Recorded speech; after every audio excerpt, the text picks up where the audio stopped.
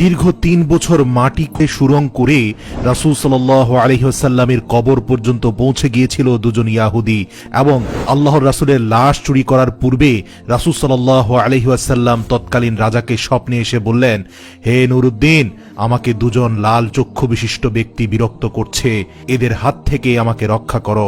প্রিয় দর্শক, হিজরির ৫৫৭ সালে ইয়াহুদিরা চক্রান্ত করে রাসূল সাল্লাল্লাহু আলাইহি ওয়াসাল্লামের লাশ চুরি করতে নিয়েছিল মদিনা থেকে। অতঃপর অলৌকিকভাবে তারা কিভাবে ধরা খেয়েছিল এবং তাদের কি পরিণতি হয়েছিল, বিস্তারিত জানতে ভিডিওটি শেষ পর্যন্ত দেখুন।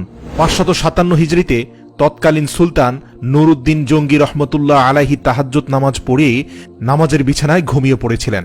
এমতো অবস্থায় হঠাৎ তিনি স্বপ্ন দেখলেন রাসূল সাল্লাল্লাহু আলাইহি ওয়াসাল্লাম তার ঘরে উপস্থিত, এবং আল্লাহর রাসূল কোনো ভূমিকা ছাড়াই দুইজন নীল চক্ষু বিশিষ্ট লোকের দিকে ইঙ্গিত করে বললেন, ইয়া নুরুদ্দিন, এরা আমাকে বিরক্ত করছে, এই দুজনের থেকে আমাকে মুক্ত করো।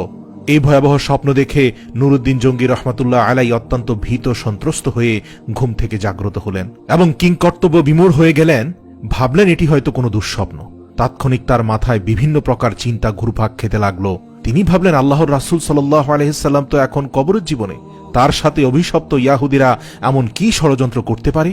অতঃপর একই স্বপ্ন তিনি বেশ কয়েকবার দেখলেন। কাল বিলম্ব না করে ১৬,০০০ অশ্বারোহী সৈন্য নিয়ে তিনি মদিনার দিকে রওনা দিলেন।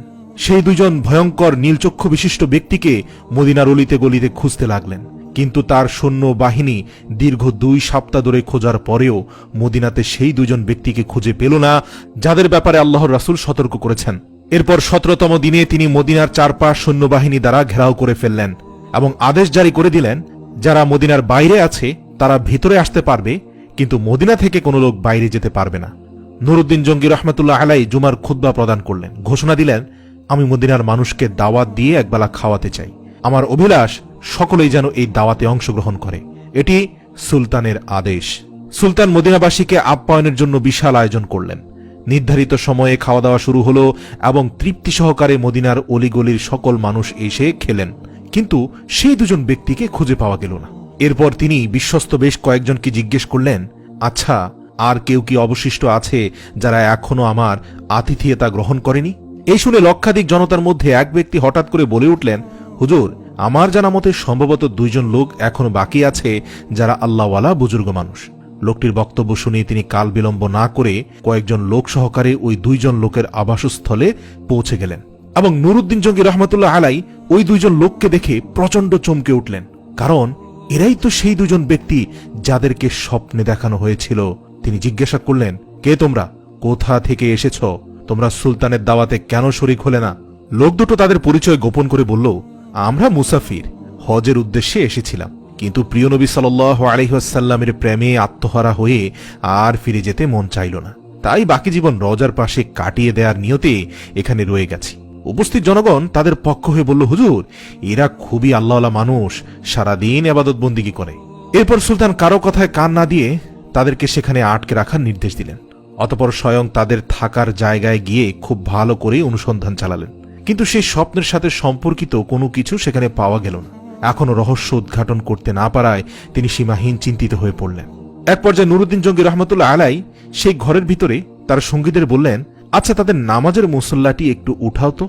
সঙ্গীরা নির্দেশ পালন করল। নামাজের মুসল্লাটি বিছানো ছিল একটি চাটাইয়ের উপর। সুলতান আবারও নির্দেশ দিলেন, চাটাইটিও সরিয়ে ফেল। তারপর চাটাই সরানোর পর দেখা গেল সেখানে বিশাল এক পাথর। সুলতানের নির্দেশে সেই পাথরটিও সরানো হলো। এবার পাওয়া গেল একটি বিশাল সুড়ঙ্গ পথ, যা ধীরে ধীরে নবীজির রওজা মোবারক পর্যন্ত মাটির নিচ দিয়ে পৌঁছে গেছে। এই দৃশ্য অবলোকন করা মাত্র নুরুদ্দিন জঙ্গি বিজলির ন্যায় চমকে উঠলেন। অতঃপর লোক দুটোকে লক্ষ্য করে ক্ষিপ্ত সিংহের ন্যায় ঝাঁঝালো কণ্ঠে গর্জন করে বললেন, তোমরা সত্যি কথা খুলে বলো, নইলে এক্ষুনি তোমাদের মাথা থেকে গর্দান সরিয়ে দেব। বলো তোমরা কে? তোমাদের আসল পরিচয় কি?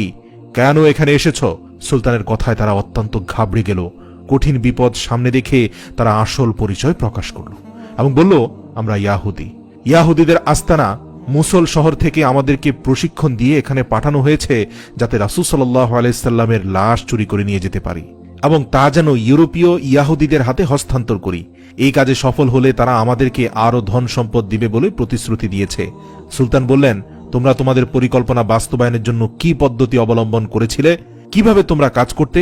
তারা বলল, আমাদের নিয়মিত কাজ ছিল রাত গভীর হলে অল্প পরিমাণ সুড়ঙ্গ খনন করা এবং সাথে ওই মাটিগুলো চামড়ার মজকে ভর্তি করে অতি সন্তর্পণে মদিনার বাইরে ফেলে আসা। আজ দীর্ঘ 3 বছর যাবৎ এই মহাপরিকল্পনা বাস্তবায়নের কাজে আমরা অনবরত ব্যস্ত আছি। ঠিক যে সময় আমরা রওজা মোবারকের নিকট পৌঁছে গেলাম, মাটি খুঁড়তে খুঁড়তে আর একটু গেলেই রওজা মোবারকে পৌঁছে যাব, রাসূল সাল্লাল্লাহু আলাইহি সাল্লামের লাশ আমাদের হাতে চলে আসবে, ঠিক সে সময় ধরে আমাদের মনে হলো আকাশ যেন ভেঙে টুকরো টুকরো হয়ে যাচ্ছে, জমিন যেন প্রচণ্ড ভূমিকম্পে থরথর করে কাঁপছে। আমরা কোনোভাবে আর মাটি খুঁড়তে পারলাম না। দীর্ঘ 1 বছর মাটি খোঁড়া বন্ধ করে শুধু পরিকল্পনা করছি, কারণ গর্তে প্রবেশ করলেই ভূমিকম্প শুরু হয়ে যায়। তাদের বক্তব্য শুনে সুলতানের চোখ দিয়ে পানি পড়তে থাকলো এবং তার কাছে সবকিছু পরিষ্কার হয়ে গেল। তিনি সেই 2 ইয়াহুদীকে নজিরবিহীন শাস্তির ব্যবস্থা করলেন। একটি বিশাল ময়দানে 20 হাত উঁচু একটি কাঠের মঞ্চ তৈরি করলেন। নির্ধারিত সময়ে লক্ষ লক্ষ লোক উক্ত মাঠে সমাবেত হল। সুলতান নুরউদ্দিন জঙ্গি রহমতুল্লাহ আলাই অপরাধী লোক দুটোকে লোহার শিকল দ্বারা আবদ্ধ করে মঞ্চের উপর বসালেন। তিনি লোকজনদের বিপুল পরিমাণে লাকড়ি সংগ্রহের আদেশ দিলেন। তারপর লক্ষ জনতার সামনে সেই ইয়াহুদী লোক দুটোকে মঞ্চের নিম্নভাগে আগুন লাগিয়ে পুরো ভস্ম করে দিলেন। কোনো কোনো বর্ণনায় আছে সেই আগুন নাকি দীর্ঘ 11 দিন পর্যন্ত জ্বলছিল। অতঃপর বিপুল পরিমাণ অর্থ ব্যয় করে 1000 মণ সীসা গলিয়ে রাসূল সাল্লাল্লাহু আলাইহি ওয়াসাল্লামের রওজা শরীফের চারপাশে মজবুত প্রাচীর নির্মাণ করে দেন, যেন ভবিষ্যতে আর কোনো ইয়াহুদী চক্রান্ত করে নবীজির লাশ চুরি করার দুঃসাহস না দেখাতে পারে। এরপর তিনি রব্বুল আলামিনের দরবারে শুকরিয়া আদায় করলেন এবং তাকে রব্বুল আলামিন এত বড় খেদমতের জন্য কবুল করায় তিনি সপ্তাহব্যাপী আনন্দ অশ্রু বিসর্জন দিয়ে মুনাজাত এবং সিজদায় পড়ে রইলেন।